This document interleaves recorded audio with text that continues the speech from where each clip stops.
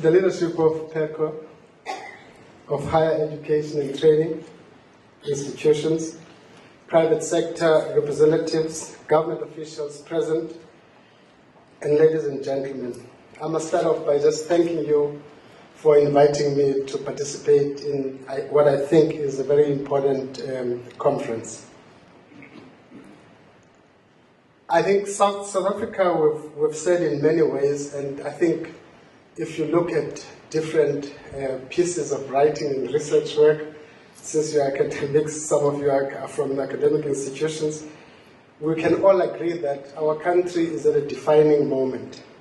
The democratic dispensation is at risk, and an insurgent elite populism justifies violating constitution and forsaking democratic procedures.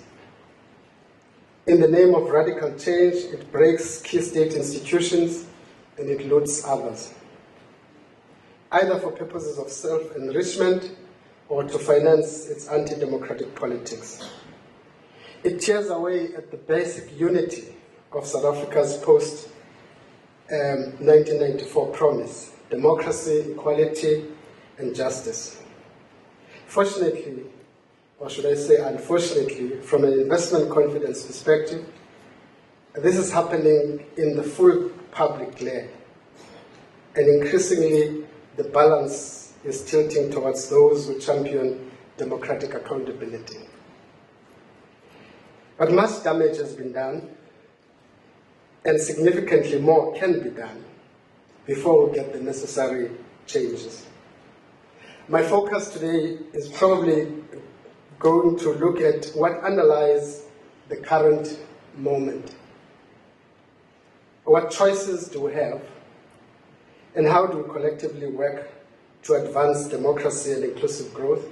And probably as I do that, I'll also sprinkle it with what role PECO can play.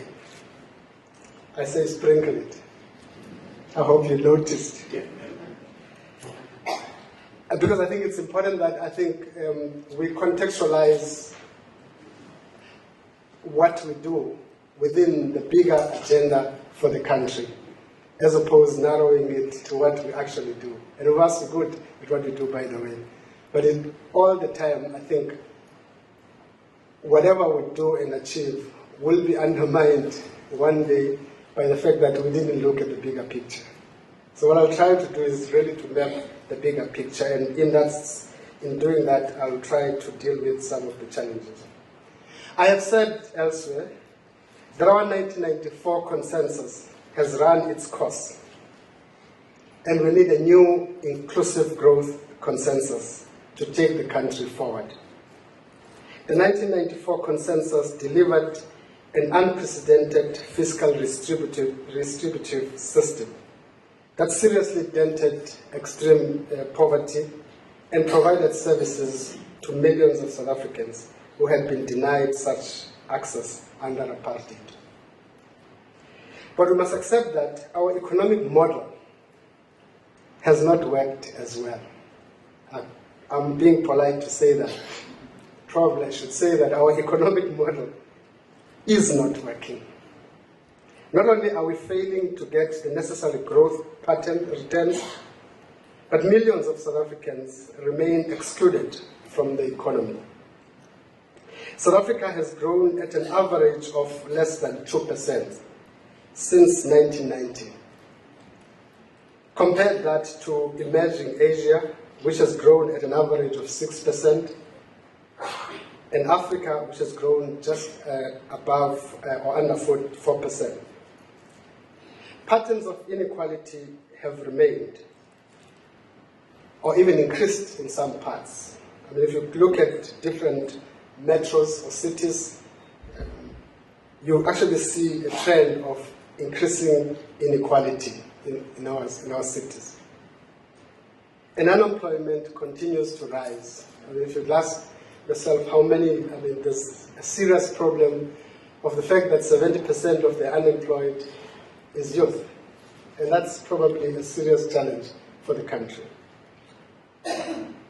So South Africa can be described as, I want to argue, a fragile economy that has become too dependent on unreliable sources of foreign investment to finance our growth ambitions. And in our case also, we can even take it further, even to finance infrastructure and social investments.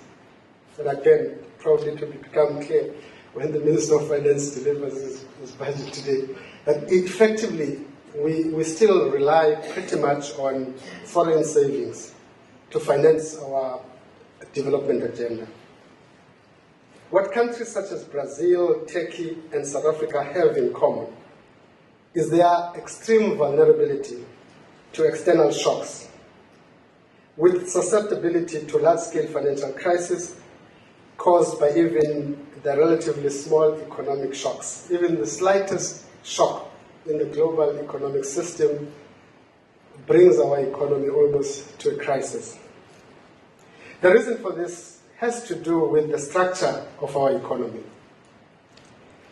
and the failure to implement the necessary structural economic reforms. And in South Africa, we can say what we say, but we have not been able over time to implement what many people call structural economic reforms. When one compares economies such as Brazil, Turkey, and South Africa with other more resilient economies such as South Korea, Malaysia, and China, there are a number of core differences that we need to note, and I'll just go through a few so that you understand what I'm driving. The first is, fragile economies have very low levels of gross domestic saving as a percentage of GDP. 14% for Turkey, just as an example, 16% for South Africa. Compare that to 34% for South Korea and 35% for Malaysia. So both government and citizens in South Africa are heavily indebted, which makes us extremely vulnerable. Debt servicing has become the fastest growing budget item. Again, this is for both of government and private sector, as well as private households, by the way. To put it into perspective, we could fund the annual budget of an additional 2 provinces, or even provide the additional cost for free higher education for the next 5 years on what we spend on debt servicing in 1 year. So, reining in rampant government spending, addressing the contingent liabilities, which probably centers around the state-owned enterprises, and terminating and deferring spending on unviable projects like the nuclear projects and many other fancy projects that government want to fund, which in many instances are not that wise, is something that is non-negotiable. Because if you go that route, we must actually also say that we are going the route down the fiscal cliff, basically. And that has huge implications for the economy. So the second point is, the more resilient economies have far higher levels of fixed capital investment. For example, South Africa's fixed capital investment as a percentage of GDP stands at 19%, Brazil at 18%, and Turkey at 20%.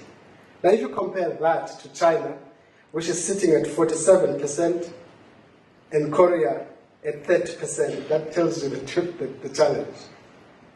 Investment by, and remember that I think it's very important that you understand, fixed capital investment is in part a reflection of confidence in your economy.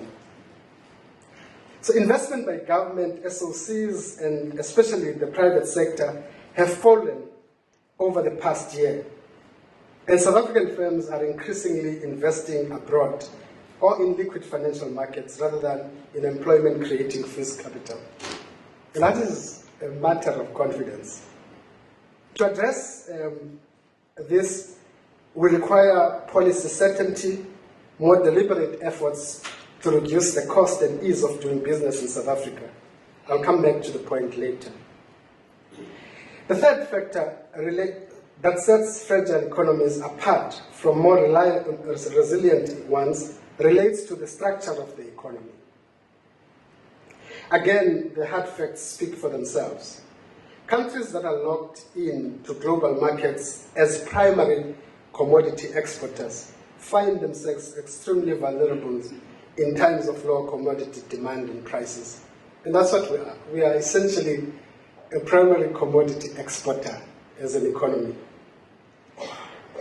And this accounts for the poor performance over the recent past for economies such as Russia, Brazil, Nigeria, and of course South Africa. Our economic model, built around consumption services financed through portfolio inflows and resource extraction, has not changed. So fundamentally, the structure of our economy from that perspective has not changed. A few days ago, one of my former colleagues, Ibrahim Patel, spoke about South Africa's having a resource curse. And I think there's a lot of written around a resource curse. In other words, being overly comfortable in relying on resources and resource rents as a key source of national income. And consequently, under-prioritizing the importance of innovation, diversification, and growing human and technological capabilities. And that's normally the problem with resource-rich countries. Because, I mean, when you are resource-rich, to actually extract resources and take them out of the country, you don't need a lot of skills to do that. And anybody can do that. I mean, you kind of, and the danger is that you don't, therefore, invest a lot in building both your technological and human capabilities. Economies that have enjoyed higher and more equitable growth and have proved far more resilient in the recent global downturn are those with diversified economies and higher levels of manufacturing value added. South Africa's manufacturing value added as a percentage of GDP is around 12%. And Turkey, if you compare with Turkey at 13, Brazil at 17, and those are your fragile economies. Now, if you take that and compare it to China at 32, South Korea at 31, and Thailand at 33, it's very clear that we have a problem. Because our manufacturing value, the manufacturing value add tells you many stories. In part, it tells you that your human capital, it tells you about your technology, but it's also employment intensive increasingly. I mean, it is primarily, until you kind of migrate your growth and development. It is especially in high technology exports that the real differences are exposed. Now, as a percentage of manufactured exports, high technology goods make up 4.5% in South Africa. They make 2% in Turkey, and if you compare to Malaysia, which is sitting at 43% of your total exports, and 26% in both China and South Korea. So there's also a direct correlation between how well economies perform in high technology exports and how much they invest in research and development and innovation. Innovation spend in South Korea is upward of 4% of GDP. In China, it is over 2%. In South Africa, it is about 0.7%. And that's a serious problem. And we're combining both private sector as well as public sector investment in innovation and research and development. Coming closer to what PECO is all about, it is also about logistics efficiency and export capability. And logistics are very fundamental for the growth of any economy, effectively. The more developed your logistics system is, the more effective your economy is. Because the economy is about selling, trade, and moving goods from point of production to points of sale. So if you take our port handling costs as an indicator, our port handling costs are significantly more than the international benchmark. So if you take out the incentives, we probably would not be competitive in the automotive sector and generally in the export sector. So I think it's the incentives that continue to sustain us, our competitiveness. So how do we deal with this? I think we need a twofold approach to escape. And essentially the point I've been trying to make with all these things, that we are trapped. We are in a low growth, high inequality trap as a country. And I think we need to think through. And that's why I think the conversation increasingly should be about how do we get out of this trap. So there are two, I think we need a twofold approach. Firstly, we must expand and diversify the economy. And this can only happen if we provide policy certainty and actively raise the levels of fixed investment in new sources of growth and in building our technological capabilities through investment in innovation and strengthening our logistics capability. That's one part of the twofold strategy. The second is we need to radically, and I use the word radically cautiously because it's used so much these days, we must radically increase levels of economic participation among the majority of citizens who remain locked outside the economic mainstream. This is, and I think we can take a short-term view to the issue of increasing participation in the economy. And that will be dangerous, by the way, to do so. We must cautiously guard against short-term knee-jerk reactions to real fundamental structural problems. And I'm saying this thing noting that many people actually tend to go for the short-term knee-jerk reactions to this thing. And the exclusion in South Africa is both as a result of failure of our education and training system, on the one hand, and the reality of and the indictment of an over-concentrated structure of economic ownership. And those are the two things that we need to address. And you don't address them overnight, by the way. You need to think carefully about how you deal with them, because you've got many countries that actually went into economic disaster just by mismanaging how to deal with those two factors. I mean, I can quote Venezuela and our neighbors here in Zim, etc., etc.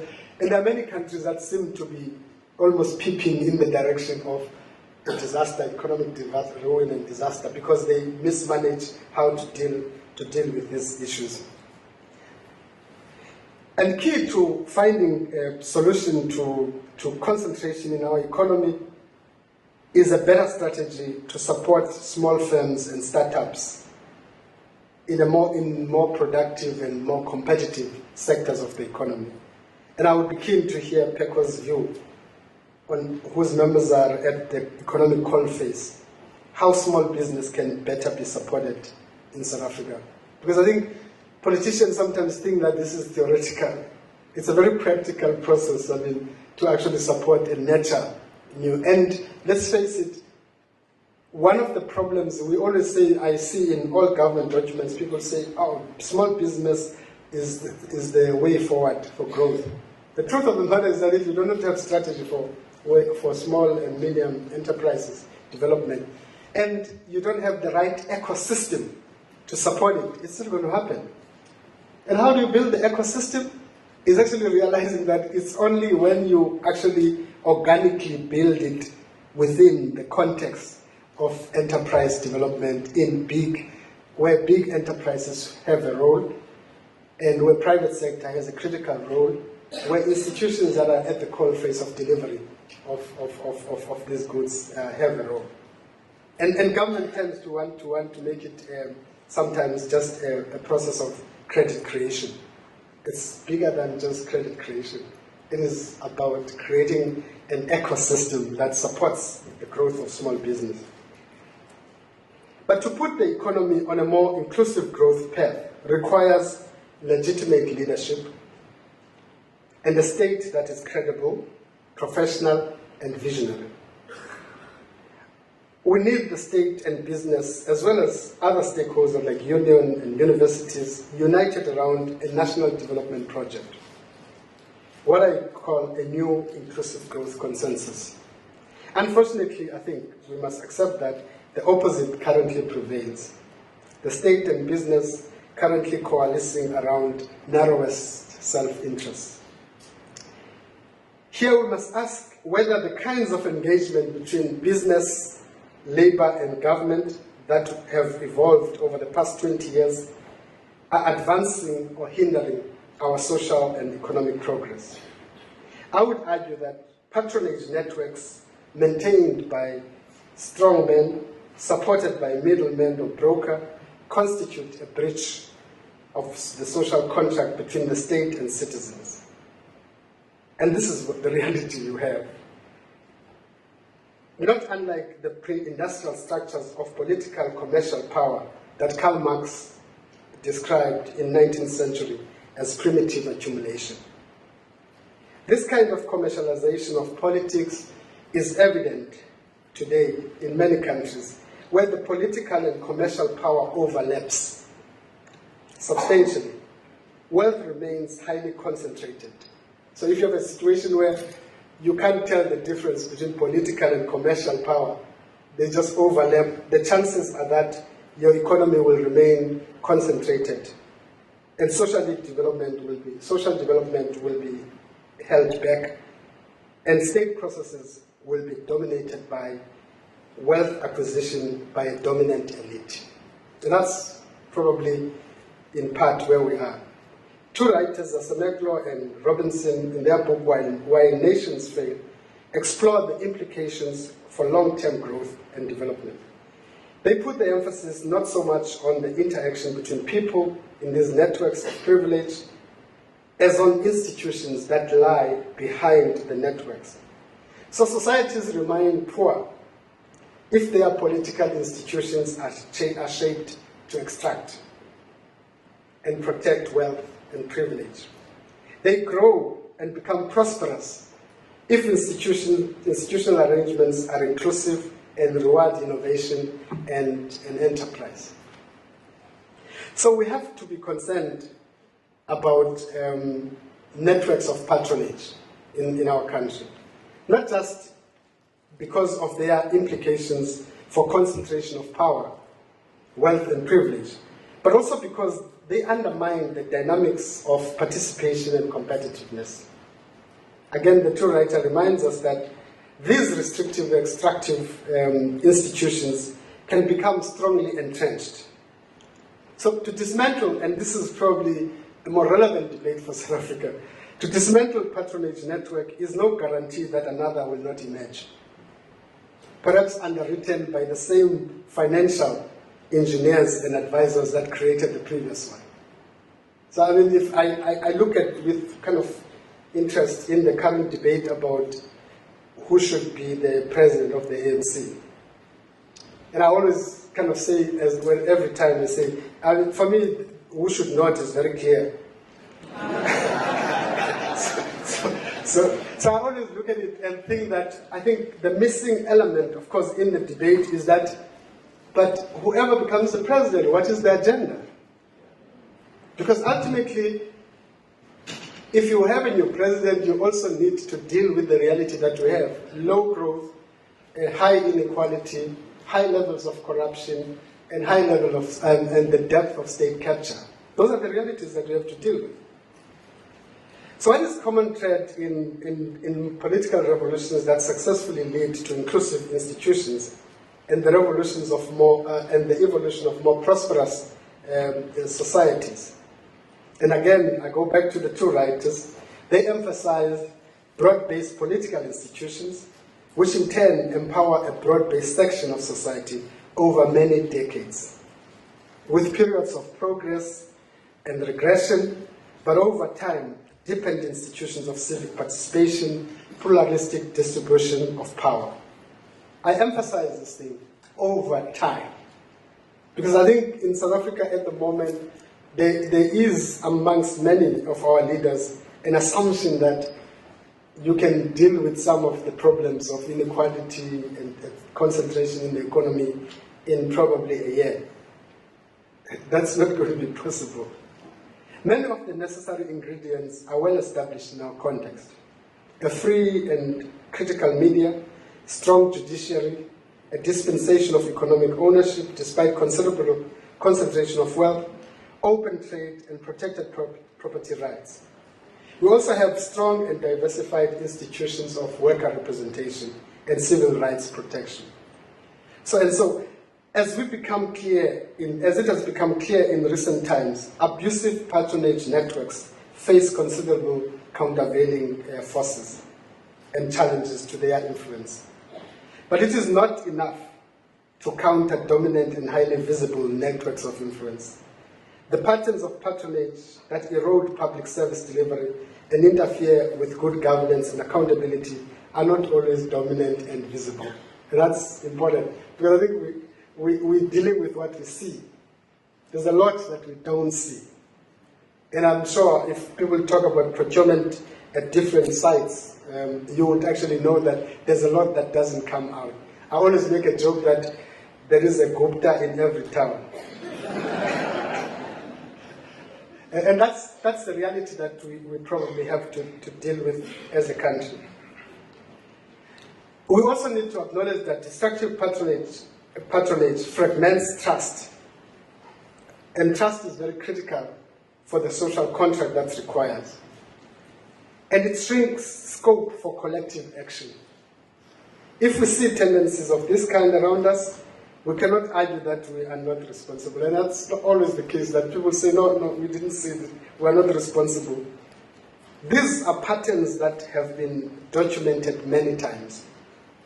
And we live in an open society in which we cannot plead ignorance or there is repression of information. This thing is easily available. Everywhere it is possible to distinguish between patterns of engagement between business and local elites and government that are about patronage and privilege, and the alternative processes of engagement that contribute to broad-based partnership and inclusive development. It is up to all of us to make the distinction and close down these spaces of destructive patronage. It is a problem for our country. And most of you are in procurement. It's even more central to understanding the current destructive patterns emerging out of our supply chain systems in the country. As PECO is no doubt aware, South Africa's government worked effectively. Let's think about it. When you look at the state in South Africa, you would actually realize that most of what we do as government is outsourced, essentially. So that's why many people say that what you have in South Africa is what is called a contract state, effectively. I mean, that's what we have. I mean, we have 500 billion per annum in state procurement is outsourced. So 500 billion of the big cake is outsourced. That's about what? 42% of public expenditure in South Africa is outsourced. That's significant. Because what it tells you is that effectively what you have is a contract state, effectively. And the dangers of a contract state are very obvious, because it becomes then a matter of who wins the tender.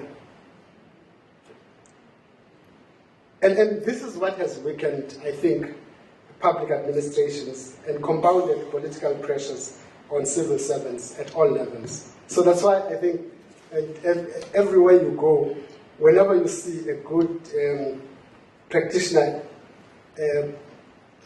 supply chain practitioner in the public sector, sometimes I always ask him, which department fired you? Because what happens is that insensibly those that are upright and technically solid in the public sector, in the space of supply chain, get ejected out of the system, and they are replaced by pliable operatives that will, do whatever people do want them to do. So destructive patronage is mutually reinforcing. Patronage politics and political interference weakens the state. A weakened state, in turn, is unable to stand up to further political interference and creates revenues that fuels the patronage machine. So that's the danger. It's almost like a vicious cycle that you create. And I'm stating the fact that you see increasingly as you walk around to many companies and ask people, if you see a very good, solid supply chain practitioner, where do you come from? It's a common thing. Most of them have been fired either in the SOCs or in some of the departments. If we are to succeed in combating these destructive patronage tendencies, we must all collectively take a much stronger interest in the state building project. And that's probably my main message, by the way. I must just warn you, there's no free lunch. We must all take a very keen interest in the state building project. The state must be staffed by technically competent professionals. It is time to ask, how should government administration be structured, staffed, incentivized, and be held accountable? What has been severely neglected to date has been a self-conscious project of state building. So many South Africa's democratic benefits, if you think about it, most of them, the South Africa's democratic benefits, are available only through effective and honest state administrations. Whether it is a social grant, a house, medical treatment, safety at home, in the public or on the road, ultimately it boils down to whether those things are guaranteed depend on honest and effective state administrations. Yet, uneven and poor performance from diverse administration at national, provincial level and local government set back democracy and gives fuel to authoritarian tendencies. So what is often said to be, what is often an administrative failure is seen as a failure of democracy and of the South African Constitution. Because many people are quick to want to change the Constitution. And when in fact sometimes it's just the failure of the administration itself. And people will say, no, this Constitution is problematic. And it fuels destructive populism that you see. It is not as if we cannot do these things. I mean, there are significant examples in our recent history as a nation of major state building successes and achievements. SARS and National Treasury come to mind. What these institutions have in common was their relative autonomy from political interference. I mean, Treasury was built on the solid rock that there was relative autonomy from political interference. I don't know what's happening now. And in the case of SARS, again, autonomy to create a more flexible, incentivized, meritocratic system, again, allowed for the building of this institution. And you can say the same thing about Home Affairs. I think great strides were made in Home Affairs and in creating the best South African ID books, etc., which actually is a success of a state building process. Besides professionalizing the state and depoliticizing the administration, I'm stressing this thing that our challenges, if we are to succeed, like many other countries have succeeded, we must depoliticize administration, public administration. We also need to build more inclusive forms of collaboration between government and business, organized labor, and civil society. This collaboration must assume minimum levels of trust, because we cannot, and what has been broken, I think, in the last couple of years is trust between the state and business. And we must work towards rebuilding this trust. This collaborative effort must protect the institutions charged with defending our democracy, including the Constitution, our judiciary, our media, our civil society, our academia, the Reserve Bank, and many of those things. And Ricardo Hausman, one of the leading economists in IMF, recently said that the strength of South Africa is that we have a very strong immune system. And that immune system is the Constitution. We still have strong institutions. We still have a civil society that is very robust, as it were. So as civil society and business, as political and social movement and trade union and universities, we must play a role in combating the destructive patronage that threatens both our state and the economy. And I stress this thing that you cannot think about the economy without thinking about how you build the state. I mean, that even World Bank has moved away from that theory that you have to separate the state from the economy. If you have a weak state, the chances are you're going to have a very weak economy. And that's probably what we must be conscious about. And the problem, and central to the state building agenda, is ensuring that we have better supply chain systems and models and structures and processes. And that's probably what we have. And I always say that everybody fired. Think about it very carefully. No matter what we can sometimes do, more than 50% of people fired in the public sector. If you really dig a little bit deeper, it revolves around supply chain. Either they were doing it so well, or they were abusing it so deeply. So it's central to state building project, strengthening supply chain. In fact, there interesting research, there's work done by a professor called Klickert on corruption and state capture issues. And it comes back to the issue that corruption is not just a psychological problem. So in other words, certain people are not corrupt because they are bad people necessarily sometimes.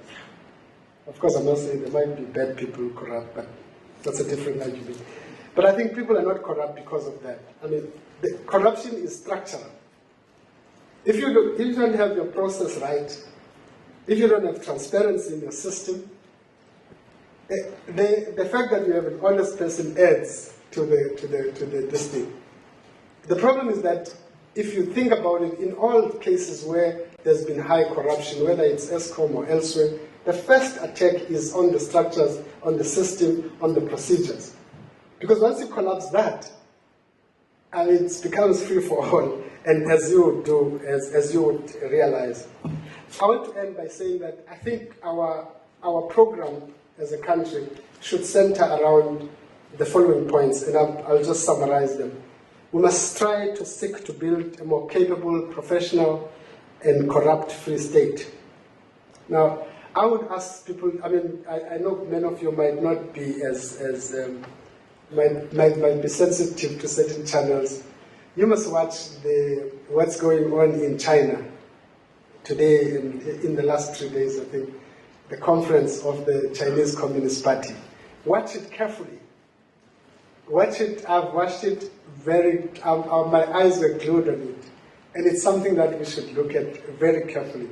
And one of the things that they emphasize, I mean, right through the conference, is the need for building, they call it a technically sound state and a corrupt-free state. Now, they're spending millions to say in the next, I don't know, 30, 45 years, I don't know the numbers, but they will root it out completely in the system. But listen to their arguments why. And part of their argument is that deep corruption weakens the state and undermines the possibility of service delivery for the poor.